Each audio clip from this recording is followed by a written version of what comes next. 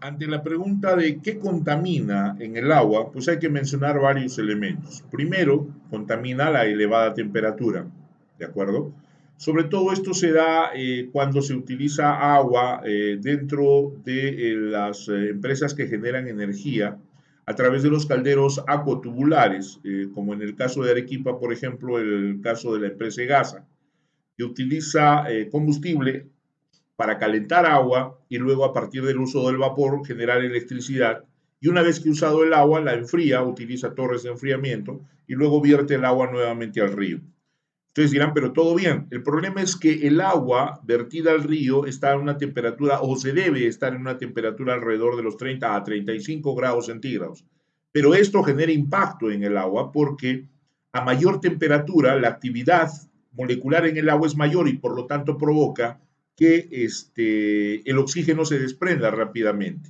Es decir, el ingreso de agua con diferente temperatura a la del medio receptor va a provocar pérdida de oxígeno disuelto. Uno. Dos, al elevar la temperatura en el agua, la velocidad metabólica de los organismos también se acelera y hace que aparezca mayor cantidad de organismos vivos en la zona, algas, por ejemplo, que se reproducen en gran cantidad y que al final terminan constituyendo materia orgánica que genera eutroficación.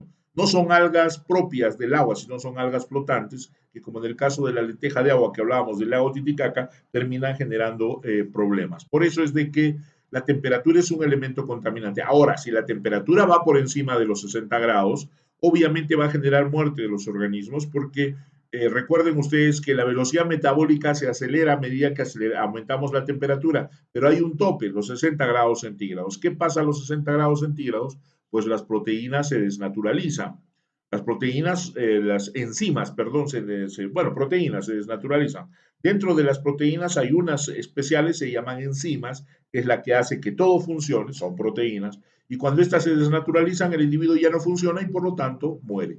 Entonces el riesgo de la alta temperatura es muy importante controlar, es muy alto el riesgo y hay que controlar el impacto generado cuando las organizaciones tienen este problema de eliminar temperaturas, agua con temperatura elevada. Ya hemos mencionado a los desechos orgánicos varias veces, lo volvemos a mencionar, el vertimiento de las aguas residuales con materia orgánica a los cuerpos de agua hacen que se consuma el oxígeno disuelto también porque recuerden que en el agua la materia orgánica tiene que estabilizarse, que es la forma elegante de decir podrirse. Cuando más materia orgánica coloque dentro del cuerpo de agua, retira más oxígeno disuelto. Y obviamente el cuerpo de agua queda más dañado, pierde su capacidad de sostener vida y eso es lo que se le llama eutroficación o eutrofización. El aporte de materia orgánica no solo se da por los vertimientos de aguas residuales, por ejemplo, acá le estamos colocando la figura de una granja de piscicultura en la cual se alimenta entonces a los peces, es cierto, se les agrega alimento, pero los peces no consumen todo el alimento, siempre cierta parte se va hacia el fondo y el alimento de los peces es materia orgánica, por lo tanto en esta zona se está dando eutrofización también. Entonces hay que tener mucho cuidado en esta actividad de la piscicultura. Uno de los impactos importantes en la fase de operación termina siendo el agregar materia orgánica dentro del cuerpo de agua y provocar que el agua se eutrofice, ¿no? O sea, haya eutroficación al medio. Sustancias químicas son inorgánicas asociadas básicamente a minería, por ejemplo, no es la única, pero podría ser. Acá podemos ver el desplazamiento de una relavera. Hay muchos metales pesados aquí, uno de los más importantes es el cadmio, el cual es un metal pesado y es insoluble en agua, salvo cuando se varía el pH. Cuando el pH cambia, se vuelve soluble y al volverse soluble corre el riesgo de entrar a la cadena trófica, es decir, de volverse una sustancia orgánica y que luego pueda ser absorbido por animales que luego puedan ser consumidos por el hombre. Algo parecido a lo que ocurre en el mercurio. El mercurio metálico muy difícilmente es absorbido, pero cuando el mercurio es captado, por ejemplo, por algunas algas que sí lo pueden hacer, dentro del alga este mercurio se convierte en dimetilmercurio, ya una forma orgánica. Y entonces viene un pez, se come esa alga y como dimetilmercurio ya lo absorbe con mucha facilidad y se aloja en el músculo del pez. Y luego ustedes ingieren un ceviche de ese pez, ¿cierto? Y entonces ya tienen mercurio también dentro de su cuerpo. Eso es lo que se llama ingresar a la cadena trófica. Pasa lo mismo con el arsénico, por ejemplo, las formas del arseniato, por ejemplo, que son muy tóxicas, pueden entrar a cuerpos de agua, ser absorbidos por algas y luego convertirse en diferentes formas. Hay cientos de formas orgánicas del arsénico, pero con menos nivel de toxicidad que entra al cuerpo de los peces y luego puede ser acumulado dentro del cuerpo de los humanos. Ahora, si bien es cierto, en la forma orgánica el arsénico no es tan dañino como la forma inorgánica, pero lo que ocurre es que se va acumulando y entra, entonces, al acumular mucha concentración, porque consumes mucho de estos organismos que tienen este contaminante, a la larga van a generar daño. Normalmente estamos hablando de estas sustancias químicas inorgánicas, hay otras sustancias también que pueden llevar a cabo a través de estos vertimientos la contaminación de los ríos. En respecto a los vertientes inorgánicos de los nutrientes vegetales, no solo inorgánicos, sino orgánicos, hay un error en la, se va a vertir. Acá tenemos terrenos de cultivo, bueno, no se nota bien, pero es arroz.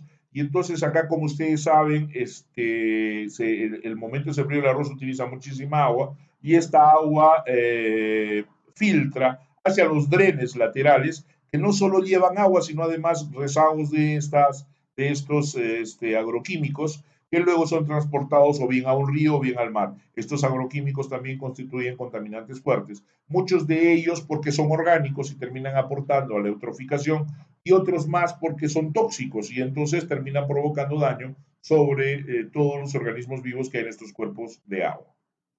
En el caso de los compuestos orgánicos, pero sintéticos, los derivados del petróleo, el propio petróleo también es un fuerte contaminante, pero no solo él, también hablamos del plástico que puede acumularse. Entonces, acá podemos ver entonces una imagen terrible como al pie de un río, una enorme cantidad de materia plástica está ubicado y que lógicamente va a distorsionar y va a ir contaminando las fuentes. Ahora, lo más probable es que estos plásticos no hayan sido lanzados acá, sino que el río es el que arrastra el plástico y que lo deposita en ciertas zonas. Por ejemplo, nosotros hemos visto este efecto en el Valle de Tambo, en la desembocadura del río Tambo, donde encontramos buena cantidad de plásticos. Ha bajado en los últimos tiempos, es verdad, pero cada cierto tiempo hay toda una gente, porque recuerden que el río Tambo pertenece al Santuario Nacional Lagunas de Mejía, y entonces cada cierto tiempo hay gente que va y recoge todo este plástico para disponerlo en otro. El plástico es arrastrado por las aguas del río. ¿No?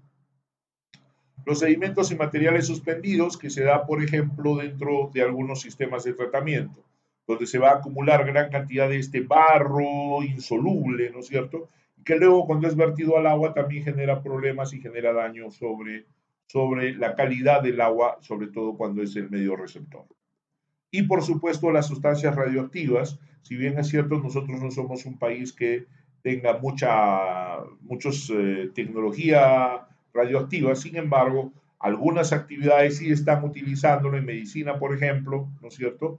Utilizan determinadas tecnologías como los isótopos radioactivos para el tratamiento del bocio y que luego el paciente que consume este yodo radioactivo lo va a eliminar el yodo radioactivo a través de la orina. Por norma, esa orina no puede ser lanzada directamente al baño, tiene que ser recogida y entregada al IPEN, al Instituto Peruano de Energía Nuclear, que es el encargado de manejar los residuos radioactivos. Pero eso obviamente tiene un costo, entonces muchas veces las clínicas, para ahorrarse ese dinero, lo que hacen es esa orina la vierten directamente al desagüe y como no hay una planta de tratamiento, bueno, algunas clínicas no están conectadas a la red que lleva el agua residual, simplemente terminan en el río. Y es por eso, y esta es una experiencia propia, ayudando a una colega al desarrollar su trabajo de investigación, con su contador Geiger, que es un equipo que permite medir radiación, encontramos fuertes niveles de radiación en la zona del Puente Grau. Lo dejo a su imaginación de dónde viene, pero de hecho es a través de residuos médicos. Entonces, ¿qué está cayendo? Pues uno puede pensar que en la zona del Grau puede haber una mina de uranio y no es así. En realidad es el residuo radioactivo que va a venir de estos tratamientos médicos que acabo de mencionar.